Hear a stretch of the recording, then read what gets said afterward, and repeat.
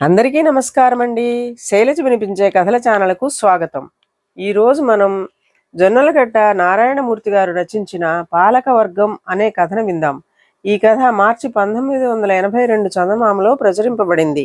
రంగాపురం జమీందారు వీలు చిక్కినప్పుడల్లా తన జమీలోని గ్రామాలను సందర్శించి ప్రజల మంచి చెడ్డలు విచారించేవారు.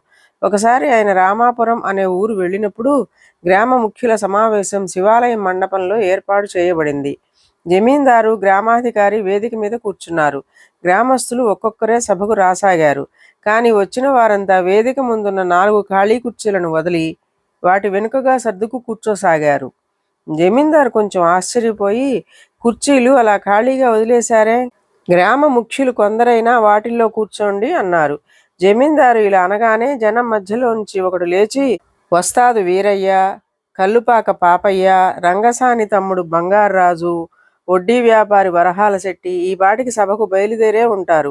వారిని కింద కూర్చోమనటం బాగుండదు కదా అన్నాడు. దానితో జమీందారుకు గ్రామ పరిస్థితి అర్థమైపోయింది. ఆయన గ్రామాధికారి కేసి కొరకొరా చూసి, గ్రామ పాలకవర్గంగా నీకు సహాయపడుతున్న వాళ్ళు ఇలాంటి వాళ్ళన్నమాట. నిన్ను గ్రామాధికారి పదవి నుంచి తొలగిస్తున్నాను. నిండు సభలో ఉన్న సంగతి ధైర్యంగా చెప్పిన ఆసామి ఇక నుంచి గ్రామాధికారి అన్నాడు. సభలో ఉన్నవారంతా సంతోషంగా చప్పట్లు చరిచారు. ఇదండి ఈ కథ. ఈ కథ మీకు నచ్చినట్లయితే లైక్ చేయండి, షేర్ చేయండి, కామెంట్ చేయండి, సబ్స్క్రైబ్ చేసుకొని నన్ను ఎంకరేజ్ చేయండి. నమస్కారం అండి.